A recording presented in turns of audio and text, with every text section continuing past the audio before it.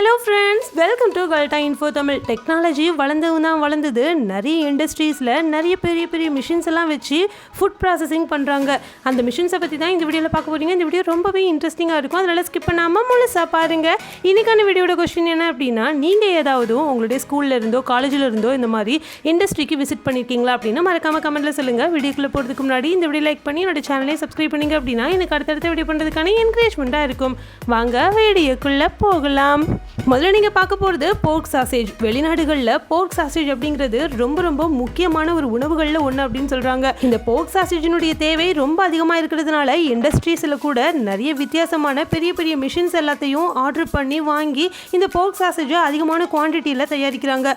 முதல்ல இந்த போர்க் சாசேஜுக்கு தரமான பன்றிக்குட்டிகளை பிரித்து எடுப்பாங்க. இப்படி பிரித்து எடுக்கிறதுனால அதனுடைய மீட் ரொம்பவே குவாலிட்டியாக இருக்கும். அது மட்டும் இல்லாமல் எஃபிஷியண்ட்டாகவும் இருக்குங்க. முதல்ல பயோசெக்யூரிட்டி பண்ணுறாங்க. அதாவது இந்த பன்றிங்களுடைய ஹெல்த் எப்படி இருக்குது, ஏதாவது நோய் இருக்கா அப்படின்னு பார்ப்பாங்க. ரெண்டாவது ஃபீடிங் மேனேஜ்மெண்ட் பண்ணுவாங்க. அதாவது அதுங்களுக்கு ப்ராப்பரான நியூட்ரியன் கிடைக்கிற மாதிரியான உணவுகள் கொடுக்கப்படுதான்னு பார்ப்பாங்க. கிளைமேட் கண்ட்ரோல், அந்த பன்றிகளை வச்சிருக்கிற இடத்துல டெம்பரேச்சர் எப்படி இருக்குது, அந்த பன்றிகளுக்கு தேவையான வென்டிலேஷன், அதாவது காற்றோட்டமாக இருக்குதா, கம்ஃபர்டபுளாக இருக்குதா அப்படின்னு பார்ப்பாங்க.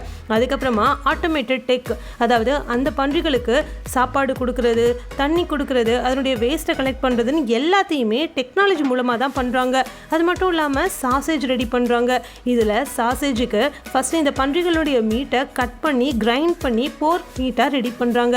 அதுக்கப்புறம் கேசிங் ஃபில்லிங், அதாவது அந்த பன்றிகளினுடைய இன்டெஸ்டைன், அதாவது அதனுடைய குடல் இருக்கும் இல்லையா, அதில் இந்த அரைச்ச போர்க் மீட்டை வைக்கிறாங்க.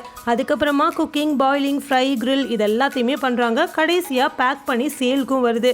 அதுவும் இந்த சாசேஜில் வித்தியாசமான டைப்ஸ் இருக்குது. குக் பண்ணாத சாசேஜ்னால் ரொம்ப ஃப்ரெஷ்ஷாகவும் நம்ம சாப்பிட்றதுக்கு முன்னாடி குக் பண்ணுற மாதிரி இருக்கும். குக்டு சாசேஜ் அப்படின்னா நம்ம ஈஸியாக உடனே சாப்பிட்ற மாதிரி இருக்கும். ஸ்மோக்டு சாசேஜ், ட்ரைட் சாசேஜ், இந்த மாதிரியான வித்தியாசமான வெரைட்டியில் இருக்குது.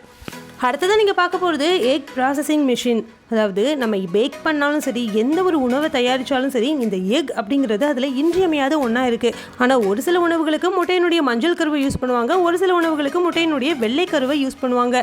இதை தனித்தனியாக பிரித்து எடுக்கிறதுக்கு ரொம்பவே டைம் ஆகும். அதுவும் பல்கான குவான்டிட்டியில் ஏதாவது உணவுப் பொருளை தயாரிக்கிறாங்க அப்படின்னா இதை ரொம்ப வேகமாக பண்ணணும் அப்படிங்கிறதுக்காக தான் ஒரு மிஷினை உருவாக்கியிருக்காங்க. இந்த மிஷின் பேர் என்ன அப்படின்னா OVO டெக் RX8 அப்படின்னு சொல்கிறாங்க. அதாவது கிட்டத்தட்ட 1 மணி நேரத்தில் 25,600 முட்டைகளை இது உடைச்சி வெள்ளை கருவை தனியாகவும் மஞ்சள் கருவை தனியாகவும் பிரித்து எடுக்குது. இந்த முட்டைகளை உடைக்கிறதுக்கு லைட் மெட்டல் ஸ்பேங்கை யூஸ் பண்ணுறாங்க. அது மூலமாக ஒரு அதிர்வை கொடுக்கும்போது இந்த முட்டை உடையுது. ஒரு குறுகலான ஃபனல் மூலமாக மஞ்சள் கருவை தனியாக பிரித்து எடுக்கிறாங்க. வெள்ளை கரு மீதம் இருக்கிறது அப்படியே ஒரு பாத்திரத்தில் வழிஞ்சு ஓடுதுங்க. இந்த மாதிரி ரொம்பவும் எஃபிஷியண்ட்டாக முட்டைகளை பிரித்து எடுக்கிறாங்க. அதுவும் இப்போ லேட்டஸ்ட்டாக சனோவோ அப்படிங்கிற ஒரு லேட்டஸ்ட் மிஷின் வந்திருக்கு. இந்த மிஷின் மூலமாக 66,600 முட்டைகளை 1 மணி நேரத்தில் மஞ்சள் தனியாகவும் வெள்ளைக்கரு தனியாகவும் பிரித்து எடுக்கிறாங்களாம்.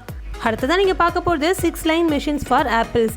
இந்த ஆப்பிள்ஸை தரம் பார்த்து பிரித்து எடுத்து ஆப்பிள்ஸை ஸ்டோர்ஸுக்கும் அதே மாதிரி ஆப்பிள்ஸை ஜூஸ் போடுறதுக்குன்னு சொல்லிட்டு தனித்தனியாக பிரித்து எடுக்கிறாங்க. முதல்ல ஆப்பிள்ஸை ஃபார்மில் இருந்து டேக் பண்ணுறாங்க. அதுக்கப்புறம் கிரேட்டில் வச்சுட்டு எந்த ஆப்பிள் டேமேஜாக இருக்கோ, அது மாதிரி எந்தெந்த ஆப்பிள் அழுகி போயிருக்கோ அது எல்லாத்தையும் தரம் பார்த்து பிரிக்கிற வேலையை இந்த மிஷினே பண்ணுதுங்க. அதையும் தாண்டி இந்த மிஷினால் கண்டுபிடிக்க முடியாத டேமேஜான ஆப்பிள்ஸ் போனாலும் கூட அங்கே இருக்கிற ஒர்க்கர்ஸ் அதை பார்த்து ரிமூவ் பண்ணிடுறாங்க. இந்த மிஷின் ஆப்பிளினுடைய சைஸை பொறுத்து அந்த ஆப்பிள்ஸை தரம் பிரித்து ஒவ்வொரு பாக்ஸ்லையும் அடுக்கி வைக்குதுங்க. இது மூலமாக ஆப்பிளினுடைய பெரிய சைஸாக இருக்கிறது ஸ்டோர்ஸுக்கு ப்ரொடக்ஷன் போகுது. அது மட்டும் இல்லாமல் ஒரு சில ஆப்பிள்ஸ் எல்லாத்தையும் ஜாம் ப்ரொடக்ஷனுக்கு அனுப்பி வைக்கிறாங்க. இந்த மாதிரி தான் ஆப்பிள்ஸை தரம் பிரிக்கிற வேலையை இந்த 6 லைன் மெஷின்ஸ் அப்படிங்கிறது பண்ணுதுங்க. டெக்னாலஜி உண்மையிலேயே வேற லெவலில் வளர்ந்துருச்சுல. இதே மாதிரி போகிறாங்க அப்படின்னா கொஞ்ச நாளில் நம்மளை மாதிரி மனுஷங்களுக்கு வேலையே இல்லாத ஒரு சூழ்நிலை கூட உருவாகிறதுக்கு வாய்ப்பு இருக்குது. பட் என்னதான் ஆட்டோமேட்டட் மிஷின்ஸ் கண்டுபிடிச்சாலும் ஒரு சில விஷயங்களை மனுஷங்க இருந்து தான் பண்ணவே முடியும். அடுத்ததான் நீங்கள் பார்க்க போகிறது கயோசாஸ். அதாங்க நம்ம ஊரில் இருக்கக்கூடிய மோமோஸ் தான். இந்த மோமோஸில் ஸ்டஃபிங்காக கூயி மீட் வைப்பாங்க. அதாவது வாத்துக்கறி, பீஃபு, கோழிக்கறி, பன்றிக்கறின்னு சொல்லிட்டு எல்லாத்தையுமே செமி சாலடாக உருவாக்கி இந்த மாதிரி உருவாக்குறாங்க. இந்த மோமோஸை செய்கிறதுக்கு முதல்ல டஃப் ரெடி பண்ணுறாங்க. இந்த டஃப்பை சின்ன சின்ன ரவுண்டாக உருட்டணும் இல்லையா, உருட்டி கட் பண்ணணும் இல்லையா, இந்த வேலையை செய்கிறதுக்கு மனுஷங்க பண்ணும்போது இது ரொம்பவே டைம் எடுத்துக்குங்க. ஆனால் இதுக்காக ஒரு மிஷினையும் உருவாக்கியிருக்காங்க. இந்த மிஷின் பேர் MEG HG1030. இது சின்ன மிஷினாக இருந்தாலும் கிட்டத்தட்ட 1 மணி நேரத்துக்கு 1500 மோமோஸை உருவாக்குது. அதாவது கயோசாஸ் அப்படிங்கிற இந்த ஒரு ஃபுட்டை உருவாக்குதுங்க. உண்மையிலேயே இது அன்பிலீவபிள் ஃபாஸ்ட்டுன்னு தான் சொல்லணும்.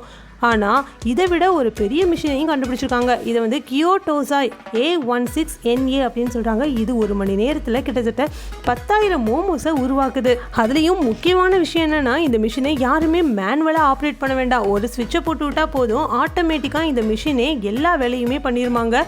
ஒரு சின்ன ஃபிங்கர் கூட இந்த ஒரு மிஷினுக்கு தேவையே கிடையாது. இதுவே எல்லாத்தையுமே பார்த்துக்குமா. இந்த மாவை பிசைறதுல இருந்து சின்ன சின்ன ரவுண்டாக கட் பண்ணி அதுக்குள்ளே ஸ்டஃபிங்ஸ் வைக்கிறது வரைக்கும் எல்லாத்தையுமே இந்த மிஷினே பார்த்துக்குமாங்க. கடைசியில் இந்த மோமோஸை பேக் பண்ணுறதுக்கு கூட மிஷின் இருக்காங்க. அடுத்ததான் நீங்கள் பார்க்க போகிறது ஸ்னேக் சாசேஜ் தான். நீங்கள் போர்க் சாசேஜ் பார்த்துருப்பீங்க, பீஃப் சாசேஜ் கூட பார்த்துருப்பீங்க. ஆனால் இந்த ஸ்னேக் சாசேஜ் கண்டிப்பாக பார்த்துருக்கவே மாட்டீங்க. வியட்நாம், தாய்லாந்து இந்த மாதிரியான இடங்களில் ஸ்னேக் சாசேஜை அதிகமாக விரும்பி சாப்பிட்றாங்க. அந்த நாடுகளில் தான் அதிகமாக ஸ்னேக் சாசேஜை கூட வளர்க்குறாங்க. இதுக்காகவே ஸ்னேக் ஃபார்ம் வச்சு பைத்தான் பாம்புகளை வளர்த்துக்கிட்டு இருக்காங்கன்னு சொன்னால் உண்மையிலே கேட்குறதுக்கு ஆச்சரியமாக இருக்குல்ல. 2024 ஸ்டடி படி என்ன சொல்கிறாங்க அப்படின்னா, பைத்தான் ஃபார்மிங்களுடைய எண்ணிக்கை அந்த வியட்நாம்லையும் தாய்லாண்ட்லையும் அதிகரிச்சுக்கிட்டே இருக்காங்க. இந்த ஸ்னேக் சாசேஜ் உருவாக்குறதுக்காக இந்த பைத்தான் ஃபார்மிங்னால ஏகப்பட்ட ஸ்னேக் சாசேஜை உருவாக்கிக்கிட்டு இருக்காங்க.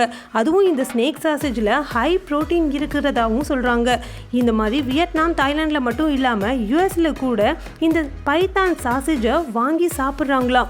ஸ்னேக் சாசேஜ் செய்கிறதுக்கு முதல்ல நல்ல பாம்புகளை தேர்ந்தெடுக்கணும். இந்த மாதிரி ஃபார்மிங்க்கு நேரடியாக போயிட்டு நல்ல பாம்புகள் அப்படின்னா இந்த முட்டை போட்டு குஞ்சு பொரிக்கிற பாம்புகள் கிட்டத்தட்ட 1 வருஷம், அதாவது எக்ஸாக்டாக 1 வருஷம் ஆனதுக்கப்புறம் உகந்த பாம்புகளாக எடுக்கப்பட்டு தேர்ந்தெடுத்து இந்த ஸ்னேக்கை கட் பண்ணி அதனுடைய மேலே இருக்கக்கூடிய ஸ்கின் எல்லாத்தையும் உரித்து இந்த ஸ்னேக் சாசேஜாக உருவாக்குறாங்க. அதுக்கு இந்த மீட் இருக்கும் இல்லையா, இதை நல்லா கிரைண்ட் பண்ணிக்கிறாங்க. நீங்கள் வியட்நாமுக்கு போனீங்கன்னா டாங்டா ப்ராவின்ஸ்னு ஒரு இடம் இருக்குது. அந்த இடத்துக்கு போனீங்கன்னா இந்த ஸ்னேக் சாசேஜை அதிகமாக சாப்பிட முடியும்.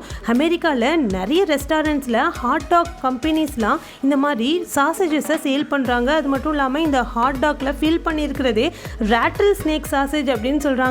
அதுவும் பல வருஷமாக இதை இந்த ரெஸ்டாரண்ட்ஸில் கொடுத்துட்ருக்காங்களாம். கேட்குறதுக்கே ஆச்சரியமாகவும் கொஞ்சம் பயங்கரமாகவும் இருக்குல்ல. இப்போ உங்களுக்கு எல்லாருக்கும் பிடிச்ச செக்ஷன் வந்தாச்சு. அது அங்கே உங்கள் கமெண்ட்ஸ்க்கெலாம் ரிப்ளை பண்ண போகிறோம். வாங்க நம்ம சப்ஸ்கிரைபர்ஸ் என்ன கமெண்ட்ஸ் பண்ணியிருக்காங்கன்னு பார்க்கலாம். நான் லாஸ்ட் வீடியோவில் சொடக்கு தக்காளி பற்றி சொல்லியிருந்தேன். அதாவது நம்ம ஊரில் விளையிற இந்த சொடக்கு தக்காளி வெளிநாட்டில் 1 கிலோ 1000 ரூபாய்க்கு போகுது அப்படின்னு சொல்லியிருந்தேன்.